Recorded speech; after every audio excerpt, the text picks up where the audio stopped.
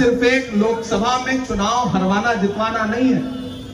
हमारा मकसद दिल्ली की गद्दी से भाजपा की विदाई है, एनडीए की विदाई है।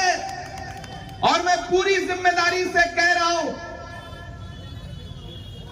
कि देश का हर वो राज्य उठा करके देख लीजिए जहां भाजपा ने सबसे ज्यादा सीटें हासिल की थी, हर उस राज्य में भाजपा आधे से ज्यादा सीटें हारने जा रही। मैं पूरे देश में होके आ रहा हूं, पूरे देश में एक नारा गूंज रहा है कि दक्षिण भारत में भाजपा साफ, उत्तर भारत में भाजपा हाफ। कुल मिलाकर के 150 से 180 के बीच में आंकड़ा रहना है। ऐसे में आपकी भूमिका बहुत महत्वपूर्ण हो जाती है। मैंने कहा ना, अनिल भाई से मेरी मुलाकात तब हुई जब मैं राज्यसभा में शपथ लेने के लिए गया।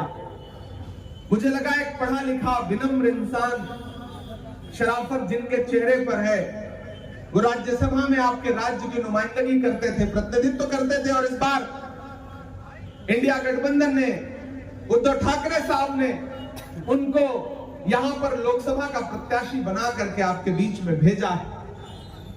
मैं कांग्रेस पार्टी की तरफ से महाराष्ट्र में आपका प्रतिनिधित्व करता हूं। मैं अपने कांग्रेस के तमाम साथियों से यह कहने आया हूं, अपील करने आया हूं, और खास तौर से उत्तर भारत के तमाम साथियों से यह अपील करने आया हूं कि यह चुनाव बहुत महत्वपूर्ण चुनाव है। यह चुनाव भारत के संविधान को बचाने का चुनाव है। कोई कितना भी हिंदू मुसलमान करे, मंदिर मस्जिद करे, उससे कह दो कि नहीं, ये सारे भाषण अपने पास रखो, हमें इस बार डॉक्टर बाबा साहब अंबेडकर का संविधान बचाना है।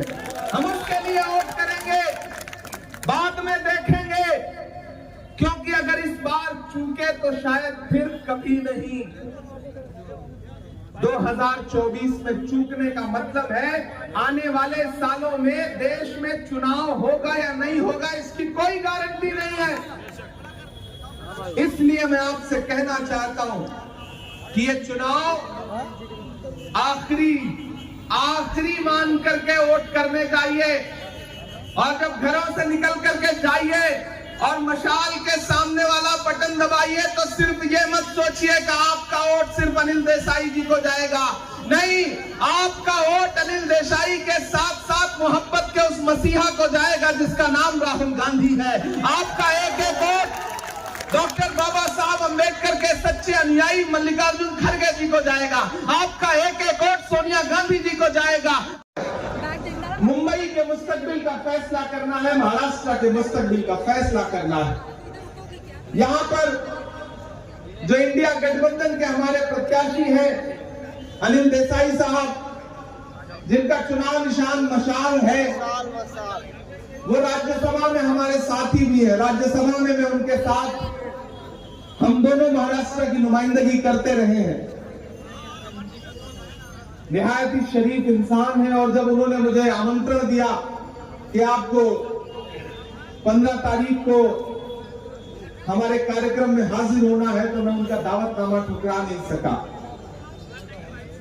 मुझे सुबह निकलना है, कल रायबरेली में अपने नेता राहुल गांधी जी के लिए जनसभा करूंगा। कल सुबह यहां से निकलूंगा, पूरे देश में होता हुआ मुंबई पहुंचा हूं। आप बड़ी तादाद में यहाँ इकट्ठा हैं और मुझे खुशी है कि बड़ी तादाद में यहाँ उत्तर भारत के लोग इकट्ठा हैं। खासतौर से